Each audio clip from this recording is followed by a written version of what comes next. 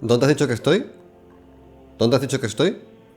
¿Yo? En tu corazón. Vale, estamos grabando ya. Menos mal, has pasado la prueba. Estamos grabando el mediodía del lunes. Estamos en Valencia, en Fallas, y con los petardos esto parece Verdún. Y hoy toca nada más y nada menos que Rey de Amarillo, damas y caballeros, porque somos el podcast de literatura que no sabíais que necesitabais hasta que le diste al play y pensasteis: son subnormales, pero qué majos son. Somos Álvaro Aparicio y Diana Soriano. Las redes sociales son Bueno el Cometa en todas partes.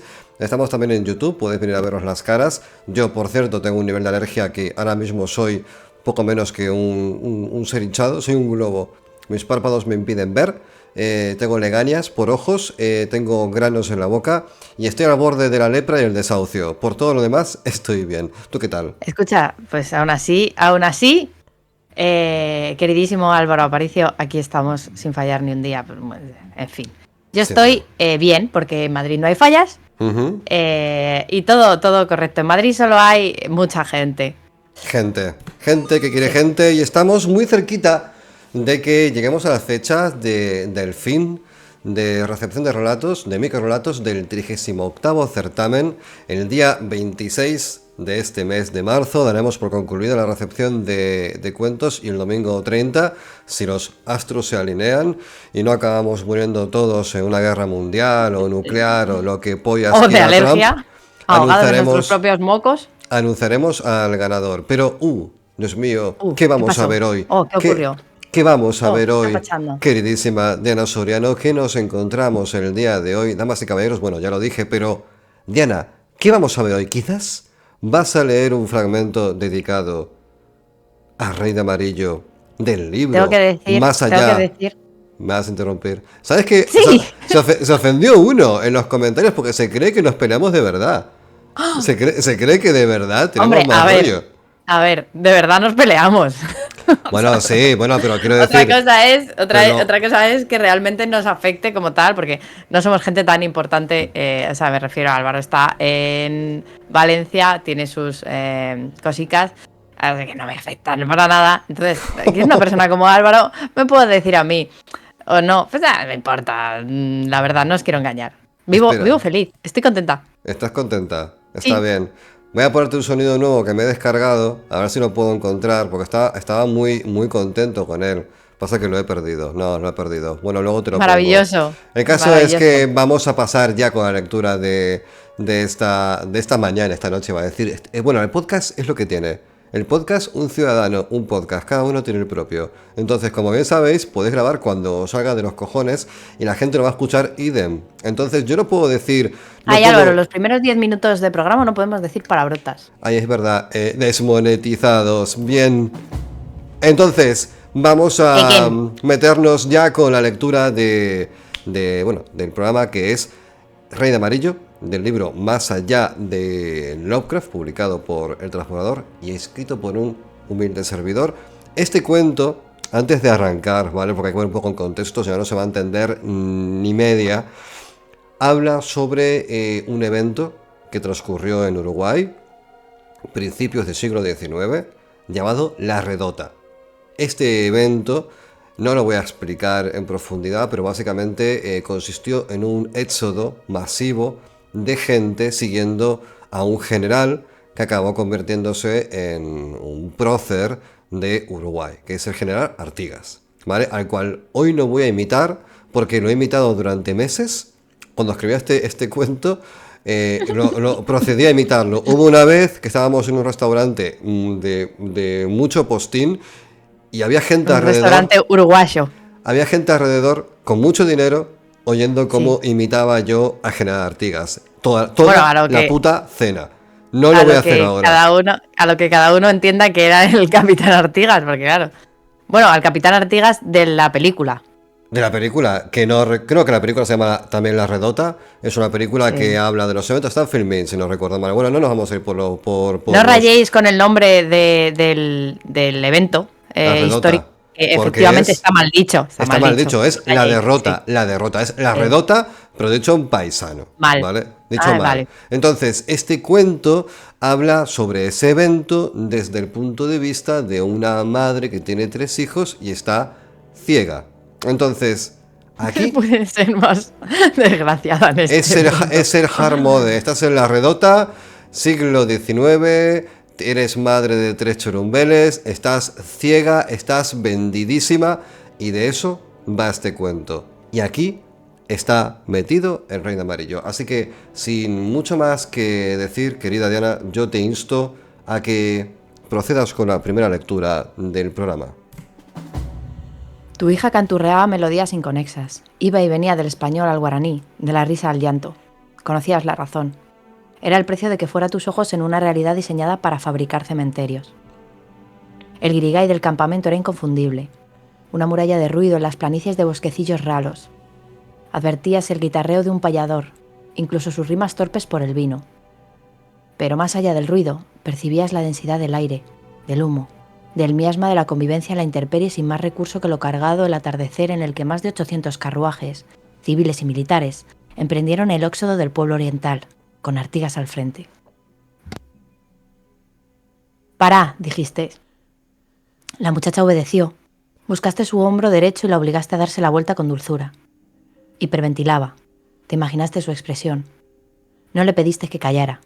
Querías que cantaras y eso la exorcizaba, aunque fueran divagaciones más propias de una india vieja. Le atrapaste la carita con tus manos curtidas, renegridas de tierra y sangre, y la abrazaste en un prado de pasto alto en el que, por el zumbar insoportable de las moscas, supiste que yacían dispersos los huesos de vacas recientemente carneadas. La muchacha rompió a llorar, y eso ni siquiera era lo peor. Sus olores corporales avisaban de un cambio peligrosamente crucial entre sus piernas. Un jinete pasó cerca, avisándoles que no fueran solas por ahí al atardecer. «¡Dragones!», clamó el gaucho. «¡Dragones portugueses!», agregó, desde la lejanía que crecía al galope. Apartaste a la muchacha y a Dios se le cayó un trueno que vibró bajo tus suelas. Ahí está El Rey de Amarillo, de Más allá de Rey de Amarillo, que es casi una novela corta más que un cuento. Ya sabéis que estos programas relacionados con todo el mundo de Lovecraft tienen como un poco como excusa los cuentos de este libro. Y hoy toca El Rey de Amarillo, así que os vamos a hablar de un escritor que desde luego marcó la literatura de lo extraño, con una obra que también inspiró al Guachín de Providence una vez más y que ha dejado una huella indeleble en la cultura pop. Hablamos de Robert W. Chambers y su enigmático Rey de Amarillo, porque aunque Chambers en su día fue un autor de muchísimo prestigio, de muchísimo éxito, que compraba el pan con lo que ganaba escribiendo, a día de hoy solo se le recuerda por haber escrito esta monumental obra por la cual nos quitamos el sombrero, querido Chambers. Pues efectivamente, yo solo quiero decir un apunte. Hay varios diálogos en la obra de Álvaro. Yo solo espero no pronunciar como tan mal. O sea, todo mi respeto. Tú tranquila, que cada vez Argentina y Uruguay. Cada vez que, bueno, no sé qué tiene que ver Argentina en todo esto, una vez más liando la pardísima, una vez más provocando conflictos geopolíticos entre embajadas. Ahora mismo ya están todos los cónsules con el botón de nuclear, bueno, no tenemos más nucleares, pero os lo podéis imaginar, atacándose entre sí, porque Diana ha dicho una tontería, no tiene nada que ver. No pronunciáis parecido. No, bueno, más o menos, depende. Que la gente en los comentarios lo diga. No. A ver qué opinan los uruguayos y los argentinos al respecto de esto. Yo dejo que en los comentarios la gente se exprese con libertad. Ahí tenéis a Diana. Bueno, pues perdóname, Uruguay exclusivamente. Ah, muy bien. O sea, a Argentina que le den. Perdóname, Uruguay. Haciendo amigos una vez más, no pasa nada. Continuemos. Robert William Chambers nació el 26 de mayo de 1865 en Brooklyn, Nueva York, en el seno de una familia extremadamente muy acomodada. Su padre, William P. Chambers, era un abogado corporativo y de bancarrota, lo que se quiera decir eso. Y su madre, Caroline Smith Boughton, descendía directamente de Roger Williams, fundador de Providence, Rhode Island, Ahí Lovecraft haciendo la ola. Madre mía, el colega Chambers tenía los riñones bien cubiertos, Sí. Desde joven mostró talento para el arte y la ilustración y estudió la Academia de Bellas Artes en París, donde perfeccionó su técnica y llegó a exponer en el Salón de París en 1889. Ni más ni menos. Sin embargo, la pintura, como veremos, como ya sabemos, pues no sería su destino final. Pero que se podría haber dedicado al cante hondo, porque su familia tenía muchas propiedades en el estado de Nueva York, de eso no hay ninguna duda. De hecho, podría haber sido poco menos que un hippie sin pegar ni chapa, y su vida hubiera sido también la que Y él creo que lo hubiese era un querido. poco, de hecho, ¿eh? O sea, porque Bueno, me yo creo refiero a que él hacía un que poco lo daba que le todo daba, igual, hacía un poco lo que le daba la gana. De hecho, hay un pequeño, efectivamente. un debate que tenemos aquí metido, que es respecto a por qué Chambers abandona el terror como género literario. Hay varias teorías lógicas, luego veremos cuál. Yo creo que tiene más que ver con un tema de estatus que con un tema de dinero. Pero Mm. bueno, lo veremos. Antes de dedicarse, bueno, removiendo su vida, al dibujo artístico, probó con el Instituto Politécnico de Brooklyn, pero lo abandonó en 1885 por la New York Art Student League, donde conoció a Charles Dana Gibson, reconocida por las Gibson Girls, modelos de belleza de la época. Fueron muy amigos y cazaron muchas mariposas juntos. Esto no es coña, realmente les gustaba cazar mariposas. Ojalá fuera broma, pero no cabe ninguna duda que luego se iban a merendar juntos, ¿verdad? Sí, sí, con Cité. Quilicua. Claro, eran de procedencia escocesa. En 1893, de regreso ya a Nueva York después de su vida bohemia, Chambers trabajó como ilustrador para revistas de bastante prestigio como Life y Vogue. Pero no le duró mucho porque su interés por la literatura le llevó a escribir y en 1895 publicó efectivamente El Rey Amarillo, aunque no sería su primer libro, que es una colección de relatos que mezclaba horror, locura y realidades ocultas con la bohemia francesa y el romance. O sea, mezclar churras con merinas de toda la vida. La obra tuvo éxito inmediato, aunque muchos la consideraron pues poco menos que perturbadora, porque rompía muchos tropos del terror que se estaba haciendo por aquel entonces, típico tópico de la momia que se encuentra en las ruinas, de el muerto que vuelve a la vida, del fantasma en la casa encantada. Entonces, bueno, era perturbadora. Chambers tuvo mucho éxito como ilustrador, pero lo dejó para contar historias. Quienes le conocieron decían que su facilidad para contar, atrapar la atención de los oyentes, influyeron en ello. También que su estilo era sencillo pero que muy elegante, que total, ¿quién no se tira a la piscina cuando tiene un buen colchón? Claro, a diferencia de otros escritores de horror de su tiempo, como Lovecraft, Chambers no se aferró al género. Después de este libro, su carrera tomó un giro inesperado.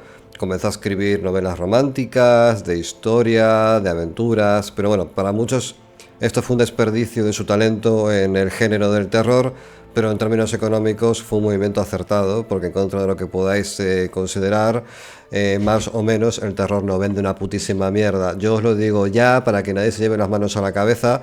Yo creo que están las novelas de Glory Holes con minotauros, luego después vienen las de terror, ¿vale? Es así, no me preguntéis por qué, pero es así. Sus novelas comerciales lo convirtieron en un escritor de gran éxito en su época. Desde luego era un fucker, un rockstar literario. Aunque ahora, bueno, ¿quién las recuerda? Pues no lo sé. Yo recuerdo a este hombre por lo que me interesa, lógicamente. Porque aunque eran novelas muy populares de géneros como la novela histórica y romance sentimental, la crítica le llamaba el Sherezade de las tenderas. Yo aquí tengo que decir una cosa. Y es un tema El Sherezade de las tenderas, es que me encanta. Me parece gravísimo. El terror, el terror creo que es un sentimiento muy universal, porque aunque es verdad que en la Edad Media, muy brocha gorda, te daba miedo el lobo, la noche, el invierno y la cosecha, que se pudiese malograr, realmente todo eso constituye un miedo a la muerte y pueden ser miedos muy racionales. El Orla de Guy de Maupassant, cuando hablamos de cuando, por ejemplo, puede ser que exista algo relacionado con lo psicológico, pero que también puede ser al mismo tiempo sobrenatural, porque al fin y al cabo la percepción está en la mente de cada uno y es intraspasable muchas veces, ya constituye un terror con el cual yo puedo empatizar. A pesar de los siglos, a pesar de las décadas. El Orla creo que es de 1800 mediados. Entonces, el terror, de un modo muy especial, es único, en el sentido de que es casi atemporal. Todos tenemos miedo, el miedo nos acompaña. Sin embargo, el romanticismo con el puritanismo, con los tabús, los modelos de pareja ahora, por ejemplo, donde lo normal es que, bueno, los chavales están todo el día culeando, lógicamente, entonces los modelos de pareja han cambiado un montón. De la me mira con cara de, oh Dios mío, no, ¿qué ha dicho Álvaro? Pero es verdad, pasamos de un ir a cazar juntos mariposas a que nada, tienes 18 años, te sacas el carnet y te vas a un bar swinger. Es que es así. No, en serio, no, es broma, perdón, estoy de coña. No, es que... Te está pasando. No, no. ¿Acaba el romanticismo, Álvaro? El romanticismo ha cambiado muchísimo porque la forma de entenderse los seres humanos a nivel romántico ha cambiado. El terror no ha cambiado porque el terror siempre es lo mismo, siempre da igual. Por eso, y al igual que el histórico, porque el histórico hemos pasado de películas de Peplum, donde los actores eran todos caucásicos, donde claramente representan etnias que forman parte de una geografía específica que no tiene por qué corresponderse con esa representación. Es verdad que el cine, la novela, no tiene ningún tipo de compromiso con la rigurosidad, ¿vale? Es una mentira contada para entretener, ¿vale? Porque el otro día había un debate que me parecía muy interesante y abro otro melón, y es si la literatura o el cine tienen que educar. Por supuesto que no tienen que educar.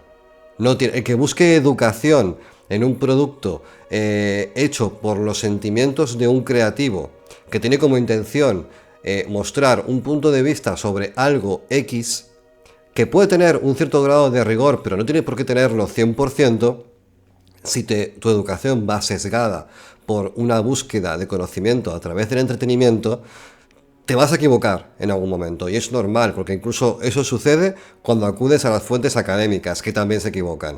Entonces, en la novela histórica y en la novela romántica, que es un poco mi postulado, a diferencia del terror, ha envejecido mucho peor.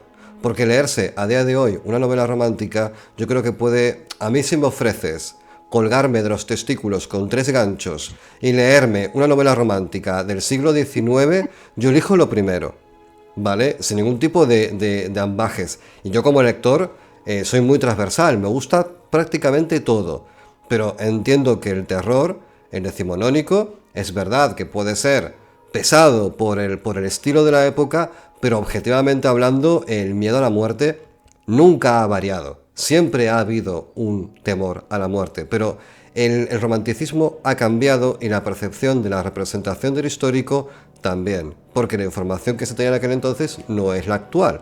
Entonces muchas veces nos vemos con casos en los cuales se daba por válido que existían selvas en Venus. Entonces te encuentras cuentos de ciencia ficción pretendidamente rigurosos que te hablan de selvas en Venus. Entonces, esto en la historia, en la ciencia y todo lo demás. Por eso, el terror es como una espina dorsal dentro de la historia de la humanidad. Así como también el costumbrismo, porque el costumbrismo sí que tiene un punto de vista muy claro y muy objetivo. Te voy a hablar de la gente de la época, como hacían los naturalistas, como Dostoyevsky y compañía. Voy a contarte la historia de las miserias de esta gente. Ahí sí tiene sentido, porque inmortalizas para siempre un momento y un lugar. De modo que, cuando regreses a él, da igual la época, queda ese bloque de tiempo inmortalizado. Y ese es su valor. Pero todo lo demás, tengo muchas dudas. Por eso yo creo que Chambers, fuera de Rey de Amarillo, y corregidme si hay alguna obra por ahí de gran valor de Chambers, porque la desconozco, ha envejecido bastante mal. Al igual que el teatro también, porque el teatro en el siglo XIX pues contaba las preocupaciones y los intereses de la gente de aquel entonces y no tiene por qué ser de interés a día de hoy. ¿Qué opinas, Hombre, luego... Diana? Bueno, luego entraremos a valorar. Es verdad que Chambers, fuera de lo que escribía como novelas sentimentales, esto que podríamos hablar, en los que abordaba la clase pudiente de la época, o sea, eran poco más que Sexo en Nueva York de los años 20. Sí, imagínate, porque en Estados Unidos, claro, era... O sea, era un poco estaba frívolo. muy encuadrado, claro, estaba muy frívolo. encuadrado. Claro, era... Sí, bueno, podríamos pensar que era un poco frívolo, pero bueno, él luego tenía obras importantes. Él hizo mucho histórico sobre la revolución estadounidense y la guerra esta que separó Estados Unidos y tal y cual. O sea, sí que tenía cosas muy interesantes y él narrativamente, pues ya hemos hablado que escribía muy bien. Entonces, bueno, es verdad que a lo mejor si te interesa ese tipo de literatura de ese país en concreto, pues es un buen cronista. Pero las novelas de aventuras o estas cosas que escribía más, pues eso, para igual pasar el rato cuando no había series en la tele, pues igual... No, pues desde luego, dices, pero no, yo no estoy tan mal. diciendo O sea, que... también. No estoy diciendo que no tengan valor literario, per se. Lo que digo es que la razón por la cual Chambers resuena tantísimo a día de hoy no es por sus novelas históricas, es por el No, terror. efectivamente, Entonces efectivamente. mi postulado es que el terror ha prevalecido y prevalece porque Sí, porque es lo más... extremadamente universal y es Sí, casi invariable, porque la percepción de la muerte siempre ha sido la misma. En cambio, la percepción del amor claro. posiblemente no, por temas de tabú. Y es Por- verdad que Chambers ya empezó a tratar el terror de una manera muchísimo más contemporánea que que los que le precedían. Entonces veremos más adelante eso, que realmente su manera de encarar el terror era mucho más universal y mucho más cotidiana de lo que podía ser quizás pues lo que hablábamos en capítulos anteriores, ¿Cuántos anteriores? pues con los asesinatos de la calle Morgue, por ejemplo, ¿no? En los que un mono te mata a golpes. Pues, Claro, en fin, ¿sabes? Pues, en fin, no sé qué decirte. Pues ha envejecido mejor. ha envejecido mejor. Y si te parece, continuamos Sí. hacia su primer libro. Sí, en 1894, un año antes de publicar El Rey de Amarillo, publica In the Quarter, que está basado en sus experiencias en París. La historia sigue a un joven artista estadounidense, hola, vivencial totalmente, que viaja a París para estudiar pintura, otra vez, en el barrio latino, ¿eh? Ojo, cuidado, ahí está. La famosa zona bohemia donde la juventud artística se reúne en cafés, academias y estudios llenos de pasión y, sobre todo, como todo lo que conlleva lo latino, miseria. Esto me recuerda a un libro de Orwell.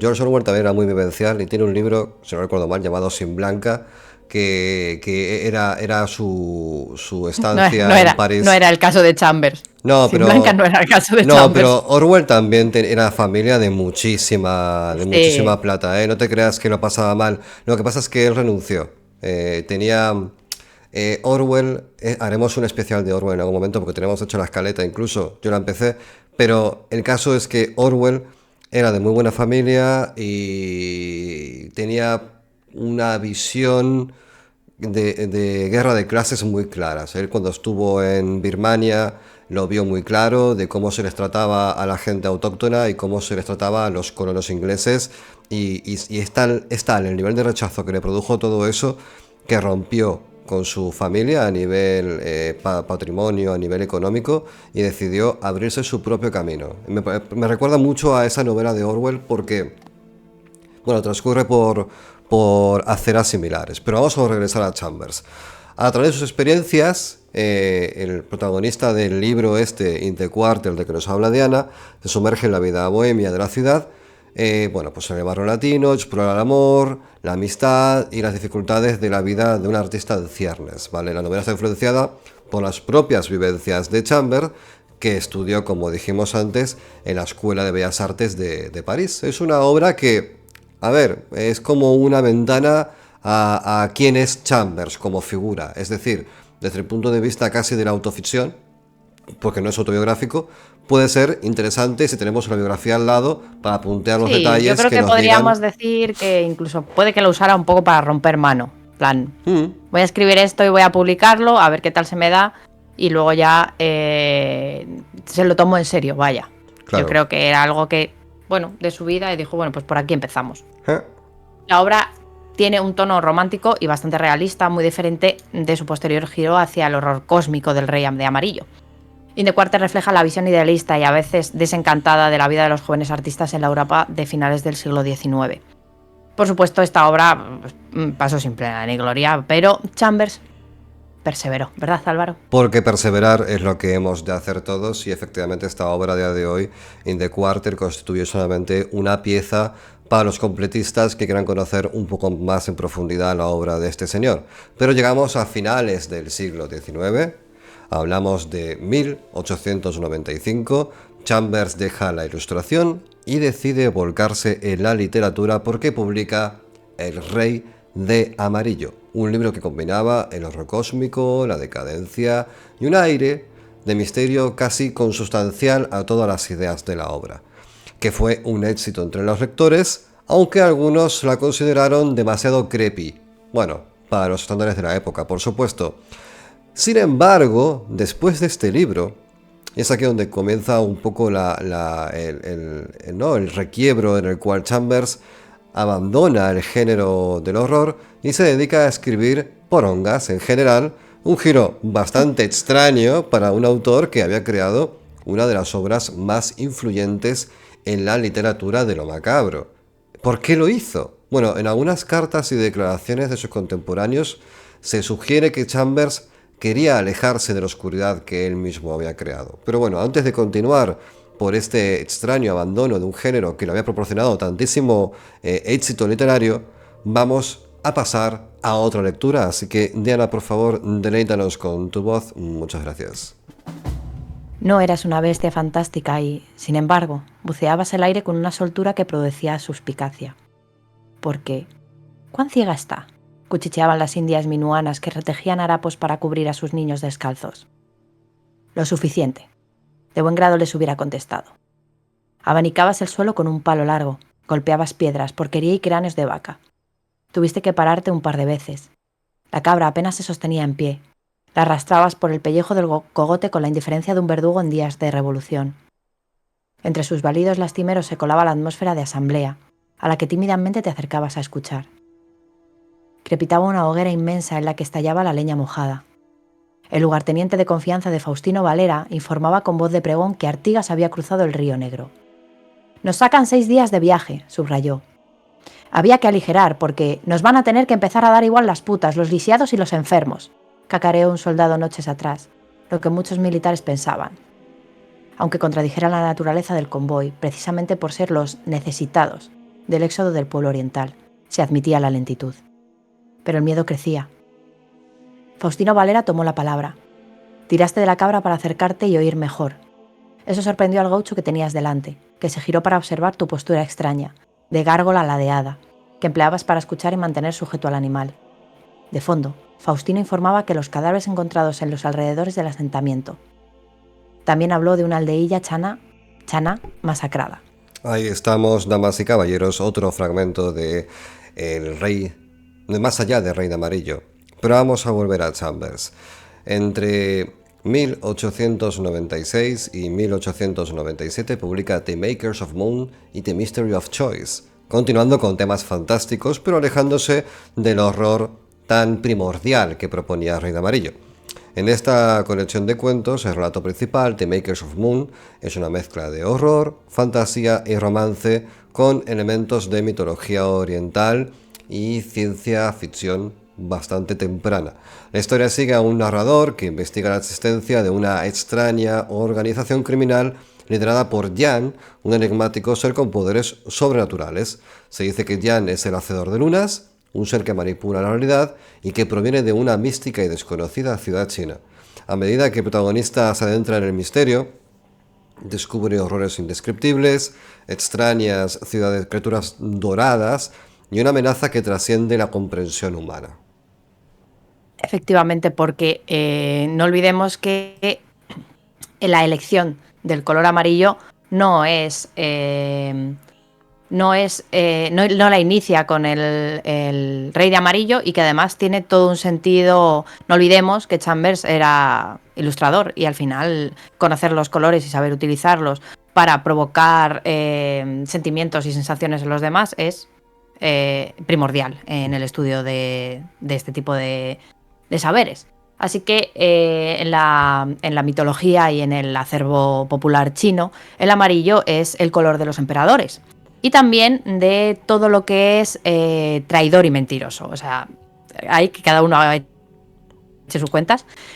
También es un color pues propio del cielo y del oro, o sea, del cielo, del sol y del oro. O sea, todo lleva ahí un poquito de trasfondo, no es una elección baladí, ¿no? El tono del relato mezcla lo exótico con lo macabro, anticipando los horrores cósmicos que más tarde desarrollaría Lovecraft, ¿no?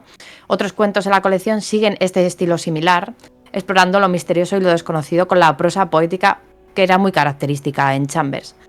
The Mystery of Choice es otra colección de cuentos que mantiene esa atmósfera melancólica, sobrenatural y muy romántica, aunque con un tono mucho más sutil que el Rey de Amarillo. No es un terror tan palpable, ¿no? Sus relatos combinan, estos relatos de este libro, combinan misterio, horror psicológico, amor trágico, qué pena, y exploran lo desconocido desde el ángulo, pues eso, más poético. Algunas historias destacadas de esta colección de relatos son El emperador púrpura, que relata un crimen y venganza en un entorno bastante exótico. El Pompe fúnebre, que es una historia de amor entre fantasmas en las que los muertos parecen influir en los vivos. Y A Matter of Interest, una narración que mezcla la exploración científica con un, tipo en las montañas de la locura, podríamos decir, ¿no? Uh-huh. Hay un descubrimiento perturbador y con un trasfondo científico.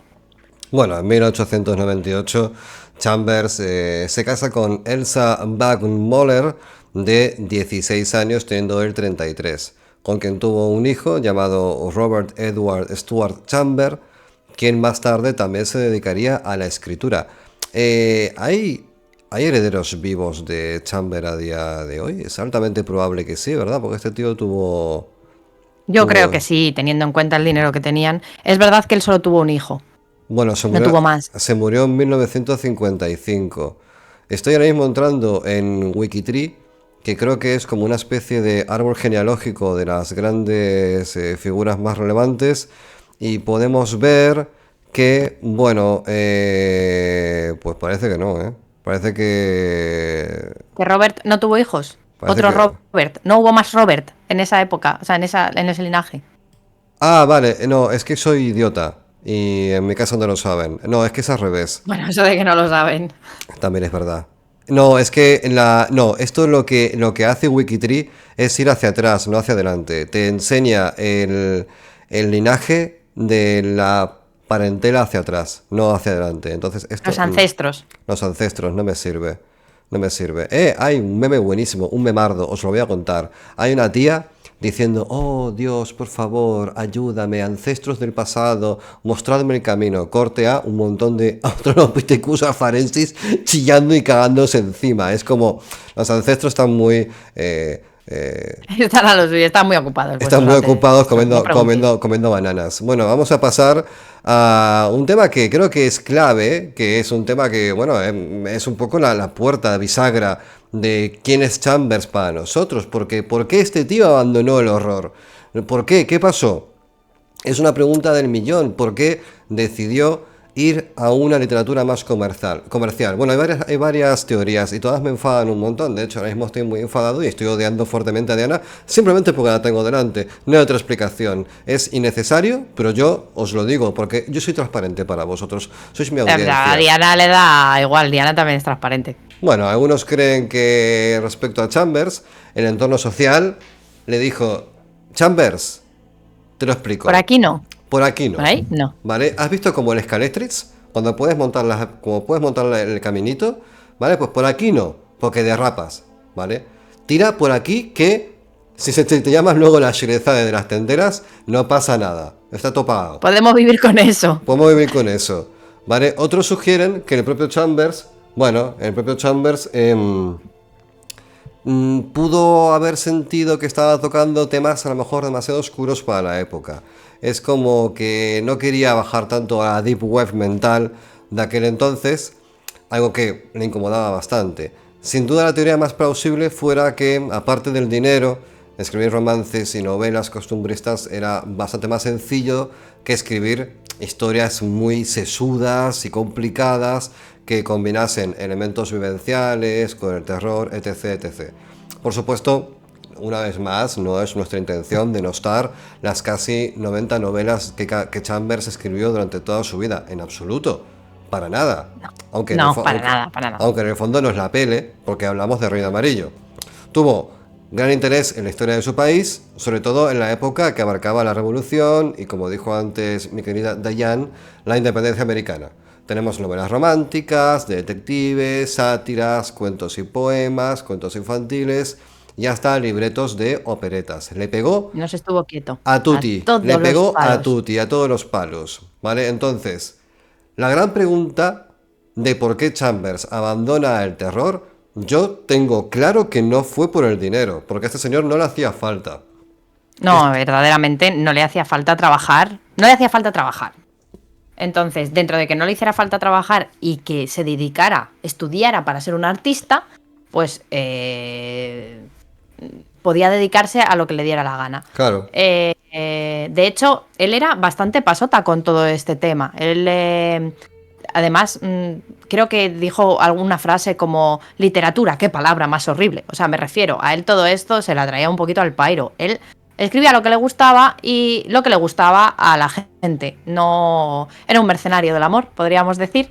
Y escribía lo que le parecía bien y lo que le apetecía. Y lo hacía muy bien. También yo creo que puede ser un componente que en aquel entonces no es como ahora, que escribir para hacerte famoso es como querer hacer un curso de buceo para ser un peregrino por el desierto. No, es decir, no pega ni con cola, no tiene sentido. O sea, no puedes escribir pensando en hacerte famoso, no tiene sentido.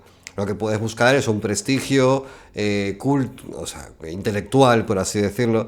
Pero en aquel entonces, con Charles Dickens, que iba por ahí leyendo en garitos y era poco menos que un rockstar, pensar que, bueno, voy a hacer un single con una base un poco más preparada para que cuando vaya a Eurovisión lo pete. Pues a lo mejor es lo que pensaba el tío este con los libros, voy a cambiar de tono porque esto me cierra muchas puertas, la pasta me da igual, el reconocimiento de la academia también me la trae al pairo, quiero llegar a más lectores porque quiero que me conozcan, porque tengo dinero, tengo prestigio social, o sea, tengo estatus, que me falta, que me conozcan.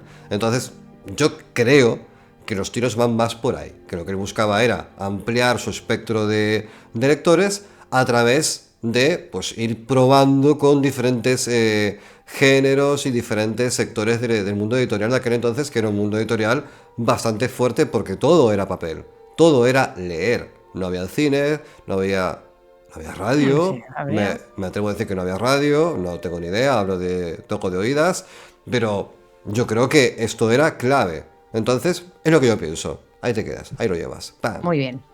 Pues nos quedamos con la opinión de Álvaro, que es la más plausible al final. Lo cierto es que, aunque dejó el terror, su obra siguió siendo un referente, es decir, El Rey de Amarillo no desapareció. Lovecraft, Auguste Derleth y muchos otros escritores del siglo XX vieron en esta obra la semilla del horror cósmico, y ¿quién también? Pues hoy también Álvaro Aparicio también lo vio. ¡Wow! ¿Por qué?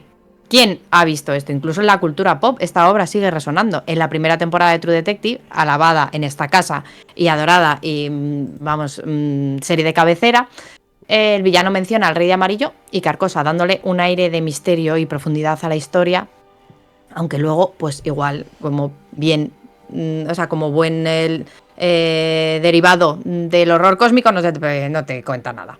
También ha influido en, evidentemente, juegos de rol, novelas modernas y películas, y el Rey de Amarillo es un nombre ya que se susurra a la luz de las hogueras. Y por eso, porque vamos a susurrar una vez más a la luz de esta hoguera, mi querida compañera Diana Soriano Martín procederá a la lectura de otro fragmento de Más allá del Rey de Amarillo. Los cánticos reverberaban por las paredes de piedra. Avanzabas con tu prole por las galerías en una densidad de empujones y pisadas. Llevabas el bebé sujeto al pecho, al Amaro agarrado de la mano y a Rosario guiándote desde atrás con una mano en tu nuca. Notaste el frescor de un claustro que pronto dejasteis atrás, junto al yunque de relámpagos en el que se desenmascaró el cielo. Una mujer, haciéndose oír por encima del retumbar de los truenos, susurró un dato. A la iglesia nos llevan. El aroma de los cirios, el incienso y la piedra gastada daban fe de aquello.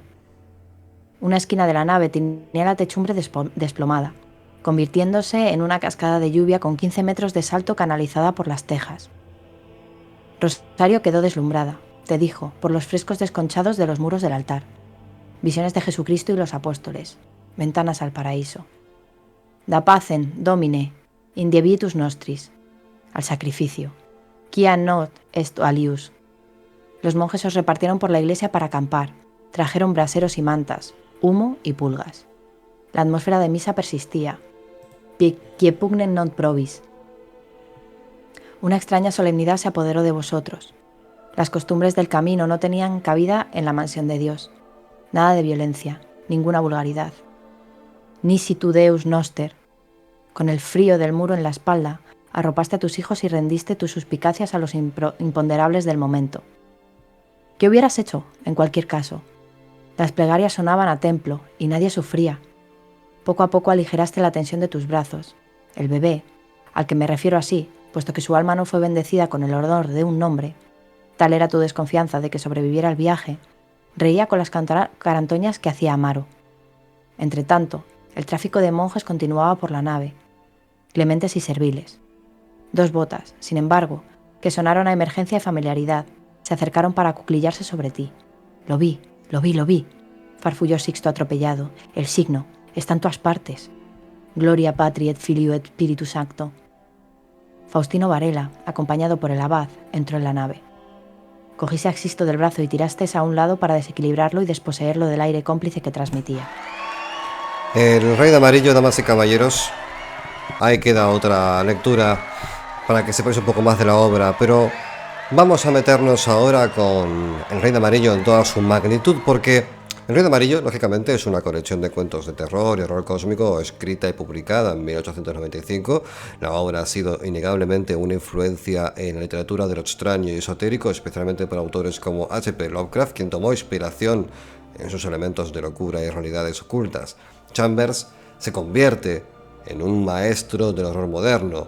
La temática deja atrás por fin al fantasma gótico y al muerto masticador de sudarios, y este mal es totalmente diferente. La colección gira en torno a un supuesto libro maldito, titulado también El Rey de Amarillo, que lleva a la locura a quienes lo leen. Sus relatos mezclan el horror sobrenatural con la decadencia y la desesperación, ambientados en un mundo en el que una entidad misteriosa, el Rey de Amarillo, parece ejercer una influencia maligna e ineludible. Como os he comentado antes, bueno, aparte de que mi color favorito es el amarillo, creo que el de Álvaro también, ¿verdad? Sí. Sí. Me puse a bucear porque este señor lo relacionaba con algo malo, teniendo en cuenta pues que para mí es el color del sol, la alegría de todo lo que es luminoso y vibrante. Coño, señor Chambers, ¿por qué? Porque el Rey de Amarillo. Como os he comentado, el color amarillo en las diferentes culturas pues está relacionado con diferentes cosas, pero básicamente debería ser algo bueno, ya que el sol es el que nos da calor y vida y eso, ¿no? Puede ser el color de una enfermedad grave como la cirrosis o la tisis, pero también se identifica con el poder y la virilidad. Pero la elección, como os he comentado antes igual, pues no fue baladí. Pues teniendo en cuenta que este hombre estudió lo que estudió, conocía los secretos del color y cómo influyen en la mente de quien contempla la obra. Y esto es muy importante en la obra del Rey de Amarillo. Si Lovecraft se inspiró en El Rey de Amarillo para crear su Necronomicon, un libro que te vuelve loco cuando lo lees, Chambers también tuvo influencias. Hay libros que transforman nuestra manera de pensar, libros que nos iluminan y otros que nos corrompen. En el retrato de Dorian Gray, publicado en 1891, Oscar Wilde escribió sobre un libro enigmático, nunca nombrado, pero con un poder siniestro sobre su protagonista. Un simple libro amarillo que desencadena la decadencia y la perdición del pobre Dorian. Sin culpa ninguna, por supuesto. Pero, ¿qué es exactamente este libro y por qué Wilde le da tanta importancia sin decir su título? Y esto es lo más inquietante, no solo en la literatura, sino en la realidad. ¿Realmente puede un libro llevar a alguien a la ruina? Totalmente. Yo, de hecho, puedo contar, si quieres, una anécdota ahora mismo. ¿La puedo contar? Sí. ¿Sí? ¿La cuento? Sí, se puede contar, claro. Yo creo que se puede contar. Yo hice una broma, ¿vale? Cuando tenía 20 años o así, decidí hacer una broma. Miedo me das. Entonces, tenía un amigo que era muy supersticioso. Le gustaba mucho jugar al juego de la copa, la ouija, etc. Entonces yo le dije que había un libro maldito. Era un libro maldito. Era un libro que cuando leías te volvías gilipollas. Literalmente gilipollas. Si no veas ya, quieres decir. Más gilipollas si cabe. Ah, vale. Entonces lo que hice fue coger un libro que tenía por ahí. Un libro aparte al que yo es fácil denostar. Y sabía que te podía volver gilipollas, pero no sabía que tenía tanto efecto cuando tiene la sugestión de la otra persona activa.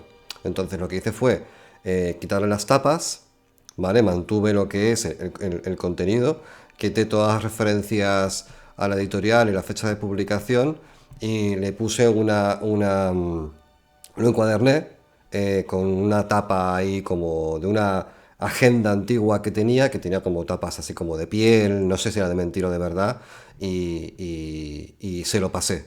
Entonces le dije, mira, este libro es chunguísimo, tío. Este libro tú lo lees y te vuelves gilipollas perdido. Entonces, dicho y hecho, se lo di. Lo leyó y me dijo, me ha flipado El alquimista de Paulo Coelho, pero efectivamente, a partir de este momento me he quedado gilipollas, no puedo leer nunca más nada por tu puta culpa. Así que tened cuidado con las cosas que Esto hacéis. tiene que ser una broma, por favor. O Sí. sea, aparte de, o sea, una broma para él, una broma para mí también. O sea, no es verdad. No, no es verdad, me lo acabo de inventar. Vamos a meternos en la novela de Wilde. El libro del que hablaba antes Diana es un regalo de Lord Henry Wotton a Dorian Gray. Desde el momento en que lo abre, Dorian queda atrapado en su hechizo. Pasan días y noches obsesionado con su contenido, imitando su filosofía, moldeando su vida según sus enseñanzas. Y bueno, para Dorian se convierte en una especie de Biblia personal. Es como un manual de instrucciones de ser gilipollas. Y la guía de su transformación de un joven inocente a un ser entregado al placer, la belleza y la corrupción. Básicamente, no sé, un hedonista con todo lo que eso implica. El texto describe la vida de un joven parisino decadente que se entrega por completo al arte, los sentidos y los placeres sin preocuparse por la moral, ¿vale? Seguimos hablando de Dorian. A medida que Dorian profundiza en sus páginas, empieza a perder cualquier sentido del bien y el mal. Su vida se convierte en una imitación de lo que lee. Pero aquí viene la gran pregunta. ¿De qué libro estaba hablando Oscar Wilde en verdad en esta obra? Efectivamente, porque no era algo que hubiera inventado el exprofeso para su novela, sino que los críticos literarios han especulado durante décadas y la respuesta parece bastante clara. Wilde se basó en Orwell o Rebus. Espera. ¿Puedes por favor decirlo de nuevo? ¡No! Me di cuenta el otro día. Claro, yo no oigo los sonidos que mete Álvaro y de repente cada vez que yo me trabo, me mete un Murloc. A ver, no sé, un poco de comprensión, ¿no? Yo intento simplemente ambientar el programa. O sea, no, si yo me siento bastante identificada con los Murlocs. Bueno, total, ¿cómo se traduce? A contrapelo. Una novela de 1880. Qué mal suena contrapelo, qué mal suena eso. Ya, bueno, en fin, en francés todo es más bonito. Una novela de 1884 escrita por Joris Karl Huysmans. Este libro, considerado una obra maestra del movimiento decadente, sigue la historia de Saints, un aristócrata francés que se aísla en su mansión para dedicarse exclusivamente a los placeres estéticos. Allí experimenta con perfumes exóticos, piedras preciosas y arte. ¿Cómo lo hace? No lo sé. Entregándose a un mundo de sensaciones cada vez más extremas. No hay trama en sí, o sea, no está pasando nada, es solo una exploración del hedonismo llevada al límite. Si este tío hubiera tenido un móvil y un sofá, os hubiera mandado fotopollas de puro aburrimiento. Sí, sin lugar a dudas, este tío es un gilipollas perdido, seguramente también se encontraría con el alquimista de Paulo Coelho. Bueno, Huysmans creó un personaje que rechazaba la sociedad para vivir solo por y para el arte, y Wilde transformó esa idea en una advertencia sobre la corrupción moral en el retrato de Dorian Gray. Efectivamente. Pero antes de volver al Rey de Amarillo, hagamos una brevísima mención a la obra de Ambrose Bierce, a quien hace poco le dedicamos un programa. Sí, por favor. Chambers hace suyos nombres como Carcosa, Jalí y Hastur, que aparecen en los relatos de Bierce. Un habitante de Carcosa y Jaita, el pastor, que nos hizo leer Álvaro en su taller. Que si estáis buscando un taller literario porque os gusta escribir, tenemos muchísimas sinergias y muchísimas ideas nuevas que vamos a empezar a elaborar. Estamos ya pensando, porque nosotros el culo no lo podemos parar quieto, y bueno, veniros al Patreon, mirar, porque tenéis clases presenciales, online me refiero, una cada 15 días. Y he abierto también un hueco para mentorías. Sí, si queréis, no sé, si tenéis si queréis que Álvaro os dé tremendas chapas como las que nos da aquí. Si queréis que os recomiende un libro, yo os lo puedo preparar, cojo un ejemplar del alquimista y una libreta vieja, os lo preparo, y a partir de ese momento nunca y os quedáis todos gagas, efectivamente. Sí. Total, nombres estos, como el de un habitante de Carcosa y Jaita el pastor, que a su vez Lovecraft y los suyos también adoptaron, o sea, préstamos de préstamos. Chambers no solo los adopta como meras referencias, sino que los reifica y los convierte en parte de un escenario mucho más amplio que atraviesa el tiempo y el espacio no euclidianamente. No euclidianamente. Como por ejemplo, no euclidianamente ahora puedes escuchar también los programas de mecenas en Spotify, porque Evox ha hecho un pacto con Satanás. No sé, se habrán ido al Monte Everest, habrán subido ahí con algún tipo de tecnología supramental y han dicho: queremos que todos los mecenas del vuelo del cometa también puedan escuchar los programas de mecenas en Spotify. No sé cómo funciona, Wow. pero confirmamos que Pero, la gente ya lo sí. estaba utilizando. Entonces, como estamos subiendo programas de mecenas porque hemos tenido un pequeño retraso, es decir, Diana, ha tenido Diana tiene un pequeño retraso. tiene un ¿quieres pequeño decir? retraso y no ha publicado cosas. Estamos publicando más de mecenas, que son básicamente extractos de las clases que imparto en el Patreon. Entonces, bueno, en fin, que ahí queda todo. Diana para que lo mala. sepáis. Malísima. Vamos a volver al libro de Rey de Amarillo. Vamos a hablar ya de lo que es el libro como tal, que es una colección de 10 relatos divididos en dos partes. Los primeros 4 cuentos están conectados temáticamente por la misteriosa obra de teatro El Rey de Amarillo, que se menciona en cada uno y cuyo contenido lleva a la locura. Los relatos restantes se alejan del horror y se centran más en el romance y la vida bohemia en París. Pero antes de continuar con la vida bohemia en París y todo lo demás, vamos a meternos con otro fragmentito que nos va a leer nuestra querida Diana. Así que por favor, adelante. Por supuesto, el abad no era ningún abad, y quizá el rey de amarillo no fuera ningún rey, pero la majestad de su físico atravesó la sala con la capa barriendo las baldosas. Para contribuir a tu perplejidad, desprendía un aroma agradable, una mezcla de resina y el acre dulzón de la leña de árbol frutal. Os observó en silencio, muy quieto, hasta que su mano viajó a tu barbilla y comprobaste el gigantismo de aquellos dedos dispensándote la gentileza de una caricia inesperada. Pidió que no se te maltratara. Su voz estentórea ensamblaba las frases con la educación de un intelectual. Es absurdo hacerles sufrir más, argumentaba con la ligereza de un contable que no quiere más tachones en las cifras. Valoraste la posibilidad de escabullirte por esa rendija de piedad e implorar por la vida de tus hijos, pero la prudencia te hizo esperar. Los demás prisioneros, hombres y por ende más convencidos de que su atrevimiento sería de algún modo premiado, te ayudarían a entender mejor quién era ese rey de amarillo, que preguntó qué los convertía en actores indispensables de su plan.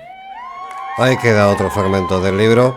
Y vamos a meternos, Diana, con los cuentos de Rey. Efectivamente, los cuentos del libro que componen El Rey de Amarillo son, primero, El reparador de reputaciones. ¿De qué va este cuento? Este cuento se desarrolla en un futuro alternativo de 1920, donde los Estados Unidos han adoptado un régimen imperialista y han legalizado el suicidio asistido. El protagonista es Hildred Castaigne, que sufrió una lesión cerebral y tras leer El Rey de Amarillo se convence de que es el legítimo heredero de un trono cósmico. En su obsesión se asocia con un misterioso anciano llamado Mr. Wilde, que se autoproclama, reparador de reputaciones, y supuestamente controla el destino de las personas desde su oscuro apartamento lleno de gatos. Wow. A medida que Hildred manipula y traiciona a su propia familia, su locura se vuelve evidente y su trágico destino se sella con un delirio de grandeza que lo lleva a la ruina. Vamos a pasar al siguiente cuento, que es La Máscara. Este cuento sigue a Alec, un escultor que ha descubierto una solución química capaz de convertir seres vivos en mármol puro. Su amigo, el narrador, observa con asombro cómo Alec experimenta con peces y flores, transformándolos en estatuas perfectas. Sin embargo, lo que le parece un avance científico oculta una tragedia. Alec está enamorado de Genevieve, la prometida del narrador. Cuando Genevieve cae en una profunda tristeza y se sumerge en la solución esta química, convirtiéndose en mármol, Alec queda devastado. La historia acaba con el narrador descubriendo la verdad. Y ahí lo dejamos para no hacer spoilers. Esto me ha recordado una cosa de un autor llamado Roberto Arlt, que es una figura de la que algún día os hablaremos, autor argentino, que era contemporáneo de Borges y compañía y que no se suele poner en el mismo orden de magnitud. Yo supongo que por ser un poco más irregular, quizás, no lo tengo muy claro. Pero Roberto Arlt era inventor, además de escritor, patentó un montón de historias y tenía un invento que era la galvanización de rosas. Él quería convertir rosas naturales como en rosas de metal, por así decirlo. Y es una idea que aparece en una de sus novelas, o dos, no recuerdo, que es Juguete Rabioso, y Los Siete Locos, o Los Lanzallamas, no me acuerdo. Tengo un poco de neurona haciendo ruidito en el frasco ahora mismo, no me acuerdo. Pero bueno, Diana, continuemos. A mí me recuerda de La carne a la piedra, que es un hechizo de Dungeon. ¿Sí? Sí. Vale. En la corte del dragón. ¿De qué va este relato? Pues un hombre asiste a la iglesia en París y se siente incómodo al ver a un misterioso organista que lo observa con hostilidad. A medida que la música se intensifica, el protagonista experimenta un pavor creciente y huye de la iglesia, solo para darse cuenta de que el organista lo sigue por las calles de la ciudad. Cada vez que cree haber escapado, el hombre reaparece tocando una melodía aterradora. Al final, la realidad se derrumba y el protagonista comprende que ha sido atrapado en la espiral de locura influenciada por el Rey de Amarillo. Pasamos ahora al signo de amarillo, donde el pintor Mr. Scott trabaja en su estudio en Nueva York y es perturbado por la visión de un extraño vigilante nocturno con aspecto cadavérico. A medida que pasa el tiempo, Scott comienza a tener sueños inquietantes sobre un misterioso signo amarillo, símbolo de la influencia del Rey de Amarillo. Su modelo, Tessie, también se ve afectada por estas pesadillas. La obsesión de Scott con el signo amarillo y su miedo al vigilante culminan en una experiencia aterradora en la que el ser espectral se acerca a su estudio y parece atraerlo hacia su destino final. Después de estos 4 cuentos relacionados con el Rey de Amarillo, los relatos restantes abandonan el horror y giran en torno a la vida en París y el romance. Efectivamente, La calle de las primeras armas nos lleva a un París sitiado en 1870 y el relato sigue a un grupo de artistas y bohemios que intentan sobrevivir mientras la guerra se intensifica a su alrededor. La historia es una mezcla de amor, desesperanza y, evidentemente, el impacto del conflicto en la psique de los personajes. Aunque no hay elementos sobrenaturales, la atmósfera es bastante terror natural, que es vivir una guerra, ¿no? Es muy melancólica y muy opresiva. El siguiente cuento es La calle de los 4 vientos, donde un artista extranjero en París adopta a un gato callejero que se convierte en su única compañía. Un día el gato desaparece y el artista lo sigue hasta el apartamento de una misteriosa mujer. Cuando entra descubre que la mujer está totalmente fiambre y el gato está acurrucado sobre su pecho. La historia se cierra con una sensación de soledad y fatalidad y bueno, en fin, eso es La calle de los 4 vientos. Y esto demuestra que los gatos no tienen dueños, sino que tienen ellos, humanos, a los que cuidan. La siguiente es la calle de la señal roja, ¿no? Es un relato sobre, de nuevo, la vida bohemia de París, centrado en un hombre que persigue un amor imposible mientras la ciudad sigue su curso, porque que tú estés viviendo un romance despechado, pues no para la vida. La historia captura esa belleza y esa tristeza de la vida artística en la capital francesa. Qué bonito es París. Qué bonito, ¿verdad? Y luego tenemos La calle de Nuestra Señora de los Campos, que es otra historia que explora la vida de los expatriados en París, en especial el amor y los desafíos de la juventud. Aunque Chambers muestra su habilidad para el drama romántico, este relato se siente muy desconectado de los primeros cuentos. Y por último, La Rue Barré, que es un cuento ligero sobre un artista estadounidense en París que se enamora de una mujer francesa llamada Rue Barré.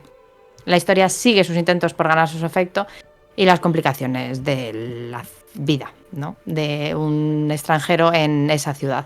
Sí, este libro en concreto, como ya hemos creo que dejado de manifiesto por el segundo segmento de cuentos, suele ser como un jarro de agua fría para quien se acerca, porque claro, es verdad que todo lo que es el Rey de Amarillo, todo lo que es la construcción cosmogónica de los primigenios y las criaturas que van fluctuando por las obras de todos los autores del círculo, al cual claramente Chambers no pertenece por motivos evidentes, hace pensar una grandeza mucho mayor que la que luego te encuentras, ¿vale?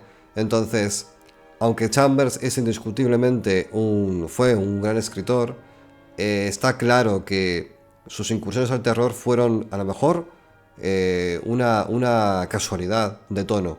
A lo mejor fue simplemente una exploración momentánea de algo que él dijo, vamos a ver cómo va esto, cómo funciona, pero no hay una progresión clara. Yo creo que al final se sienten como ideas desconectadas porque no es más que un montón de pequeños impulsos construyendo una obra en la cual de forma casi causal 4 tienen relación, pero los otros no, porque creo que es mucho más protagonista en este libro París que Rey de Amarillo, o que cualquier cosa relacionada con él. Sobre todo porque las cosas relacionadas con lo amarillo, ya sea el signo, ya sea el rey, o ya sea el libro, que es una obra de teatro, son referencias que en el fondo no sirven más que para construir una atmósfera, como True Detective en la primera temporada. True Detective hace referencias, pero que son referencias que objetivamente están vacías. Es decir, la obra no se construye en base a esas referencias, sino que lo que permiten entender es el tono de todo lo demás. Es decir... Sí, te llevan un poco al camino, claro, pero no son el camino. Claro, lo que permiten construir es como la iluminación del escenario. Es decir, en función del color de la luz, el entorno va a narrar algo diferente. O sea, con la iluminación cambian las historias, con el postprocesado y con las referencias. Postprocesado me refiero a videojuegos o películas, da igual. Muchas veces cuando vemos una escena que tiene un filtro azul, como puede ser cuando quieren contar historias tipo nórdicas, pues ya sabes lo que te esperas, un policial frío, descarnado, casi feísta. Entonces las referencias amarillas aquí no son más que una pincelada que lo que pretende es generar inquietud, ¿vale? Inquietud y extrañeza, y en algunas ocasiones puntuales un terror más frontal. Entonces, Chambers es una figura en este sentido, no voy a decir que sea irregular para quien viene buscando eso, pero es insuficiente. Es decir, Chambers se acaba pronto para quien le interese la parte más Lovecraftiana, porque no hay mucho más que mencionar de él respecto a eso en concreto. Como autor propio, salvando el tiempo en el cual nacieron sus obras, bueno, si te gusta el estilo decimonónico, pese a que era muy moderno para su época, y estás dispuesto a pasar por el aro en muchos de sus conceptos del romanticismo, que a mí personalmente se me hace muy pesado, bueno, pues puede ser un autor extremadamente interesante, y de hecho lo es, pero hay que contextualizar, sobre todo quienes están buscando en Chambers una figura que esté de algún modo conectado con eso. Casi como Ambrose Bierce era un autor polifacético, su terror es muy terror. O sea, su terror es de verdad. No se va con medias tintas, y era un autor mucho más descarnado, que tenía un enfoque del romanticismo mucho más claro. De hecho, su romanticismo es casi inexistente, a lo mejor por eso lo tiene tan claro, pero el caso es que tiene un tono bastante más contemporáneo. Chambers es mucho más romántico, pese a que no llega al tono del gótico, que, bueno, a mí personalmente creo que está ya gastado. Lo estaba ya en aquel entonces y lo está ahora, a día de hoy. Pero que, bueno, como ejemplo de el padre de una gran referencia, aquí lo tenemos, y he ahí su valor, al menos en este programa.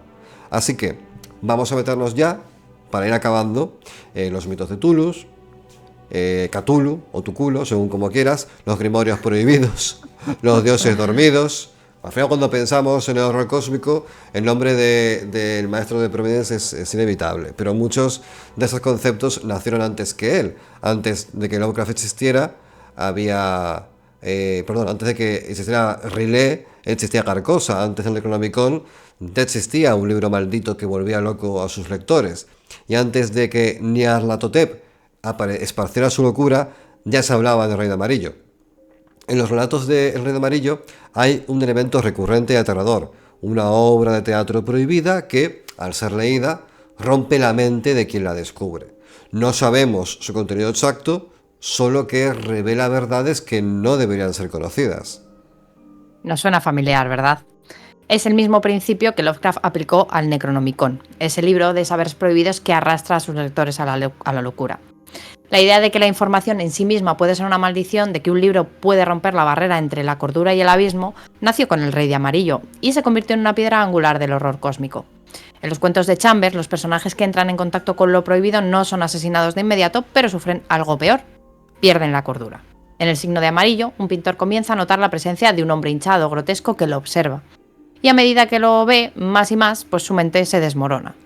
En sus relatos de terror, Chambers nos sumerge en atmósferas inestables e inseguras, no hay lugar seguro, y eso es lo que comparte, yo creo, maravillosamente el relato de Álvaro y la obra de Chambers. Que mi pobre Trini, que es la protagonista, está constantemente saltando de la sartén a las brasas. ¿Por qué? ¿Por qué? Porque nos capitanea un demente. Lovecraft tomó esta idea y la llevó al extremo. En su universo, comprender la realidad es lo que destruye. Sus personajes no mueren, enloquecen.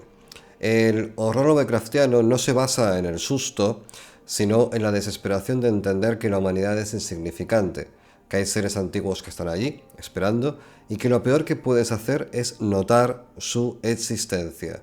Si te has adentrado en la literatura de Lovecraft, como imagino que es el caso, porque hemos pegado la chapa con estos programas, creo que hay mes y medio, casi 2 meses, seguro que habréis encontrado... Y nos queda más, nos queda al menos un programa más. Nos queda el último, ya de tema onírico, del ciclo de Yog-Sothoth, que de hecho aquí viene.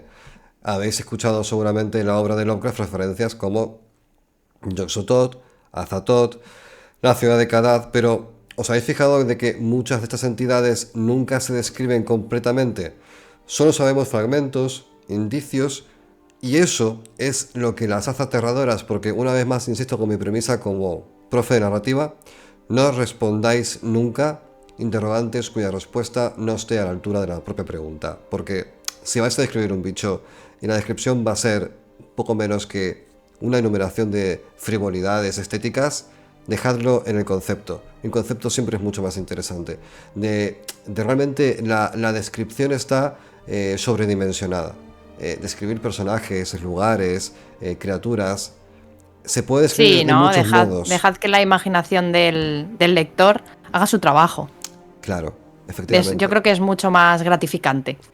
Es más gratificante y permite hacer algo que en clase digo mucho, y es que cuando tenemos la confianza suficiente en el material que estamos creando como para poder permitirnos no poner cosas que sabemos que son importantes pero que somos capaces de reflejar de forma indirecta, es decir, a través de describir un personaje a través de la reacción de un protagonista, es increíble.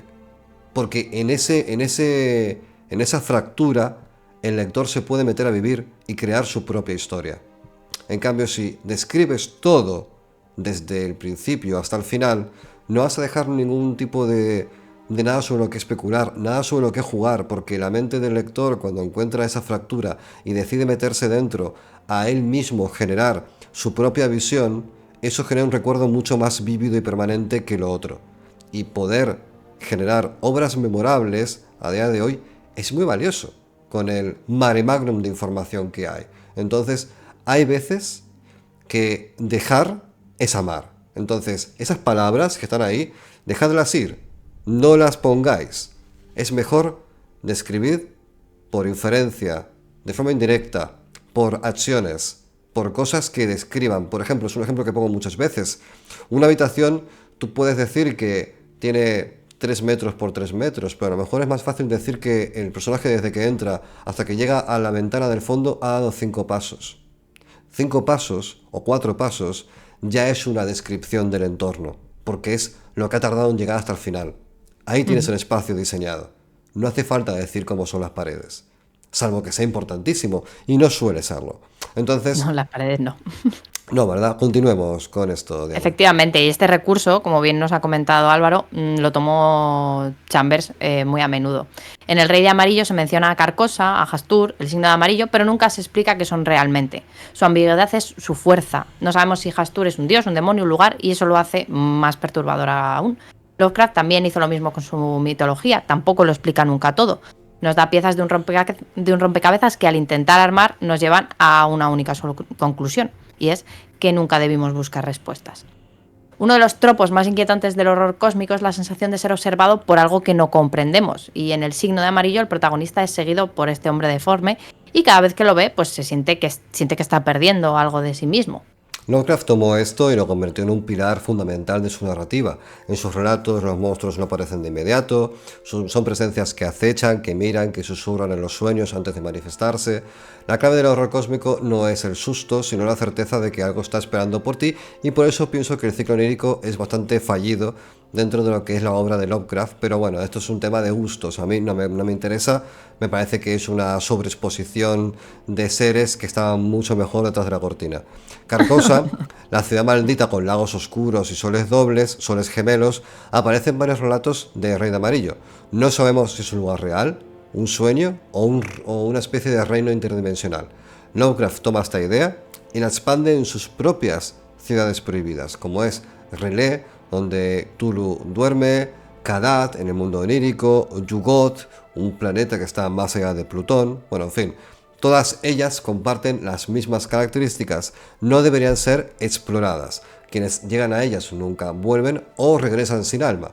Podríamos decir sin miedo a equivocarnos que sin la obra de Chambers, hoy los mitos de los que somos extremadamente fans pueden que no existieran tal y como lo entendemos, y si lo hicieran no tendrían el mismo nivel de interés, ¿vale? Entonces es como decir que no existirían. Por lo cual, con esto, hemos concluido nuestro viaje a través de Chambers y el Rey de Amarillo. Nos hemos dejado un montón de información en el tintero porque, como hemos dicho antes, la obra romántica, histórica y por lo demás fantástica no es de nuestro interés. Seguramente sea genial. En ese caso, en los comentarios podéis poner vuestra recomendación para que otros amigos del vuelo pues puedan conocer y expandir su mundo literario. Pero aquí nos vamos a quedar nosotros. Vamos a acabar con una lectura de Más allá de Rey de Amarillo. Y yo estoy contento porque estoy contento. ¿Tú cómo estás? Yo estoy muy contenta porque de este segundo libro, de Más allá de Lovecraft, este es el relato.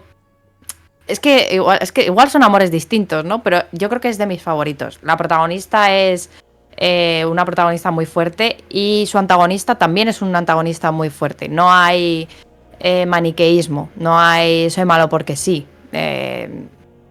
Y entonces es un relato que te descoloca todo el tiempo porque no sabes a dónde mirar. Lo que he dicho antes, es muy inquietante porque no hay lugar seguro para nuestro protagonista, está todo el rato vendida. Y que puede aferrarse a esos clavos ardiendo a los que se aferra, se están cayendo de la pared, es decir, no hay lugar seguro. Me encanta este relato, creo que es de lo que has escrito mi favorito, junto con el relato de la semana que viene, que creo que es... no sé si por encima de este, pero es que la atmósfera del relato que vamos a leer la semana que viene es, a lo mejor por condensado, en un lugar y en un momento, es terrible, terrible, y me encanta muchísimo. Así que, pues no tengo nada más que decir, yo también estoy contenta porque estamos hablando de cosas que molan un montón aquí en el vuelo del cometa, y cuando tú me des paso... continuamos. Pues, últimos comentarios. Recordad que desde el taller literario del Vuelo del Cometa publicamos cuentos en la revista GTM, que hemos mandado uno de Pablo de Garay de Days Gone, un videojuego posapocalíptico con zombies y tal. No lo he jugado, pero lo conozco un poco por encima. Estamos tramando cosas maravillosas con la Torre del Cuervo. Nos hemos aliado con los cuentos de la Casa de la Bruja para que todo lo que publiquemos en GTM acabe radioficcionado. Entonces tenemos ya un cuento hecho por Corman sobre ¿cómo era? No me sale el nombre del juego. Starfield, increíble, muy bien adaptado, y poco más. No tengo mucho más que decir. Yo estoy finito, maravillosamente. Así que te doy paso y nos vamos a comer. ¿Te parece? Muy bien. Vale, pues 1, 2, vamos allá. ¿Sabes lo que es Carcosa? Negaste con la cabeza mientras escurrías la esponja. No existe en el mundo de los hombres paraíso que se le compare, y es probable que las religiones que hoy consideráis indiscutibles hayan bebido de Carcosa para representar sus paraísos. suspiro melancólico. Es estar en el corazón del universo, lo más cerca que pueda estarse de Dios. Si las estrellas se descolgaran del cielo, en Carcosa cabalgarías entre ellas. Un bosque de faros y praderas de sol líquido, y con el crepúsculo cincelado inmortalidad en el horizonte. Observarías el contorno de las agujas que balizan los santuarios de la gran ciudad templo. Eso es lo que me arrebataron, el privilegio de presenciar la infinita belleza de lo inconcebible, pues los firmamentos de Carcosa están plagados de lunas y estelas, y la brisa, cerró los ojos, embriagado, la brisa cálida de las tormentas de verano transportando los cánticos de aquella anhelada Babilonia. Guardó silencio ante tu desnudez. Necesitabas que te percibiera natural, desprenderte de tu pudor. Por eso no te cubrías los pechos. Frotabas la suciedad con la ritualidad de la noche domesticada, sin ambajes ni temores, exhibiendo estrías de embarazo y hematomas de viaje. Levantaste una axila y revolviste los pelos del sobaco para alcanzar la piel. Y no sabías qué pensar. Era obvia la masculinidad del rey de amarillo, como obvia era tu feminidad a cada pase de esponja por tus ingles. No obstante, dijo de pronto, desmantelando tus barruntos: ¿cuáles son los pecados que arrastras que hoy purgas tu espíritu en esto que llamáis realidad? Alzaste el rostro, alerta. Continuó: la carne es tu elemento, y su incontestabilidad es tirana, pues rige tus actos con la matemática de los instintos. Si el hambre te desespera, comerás. Si la lujuria te enloquece, fornicarás.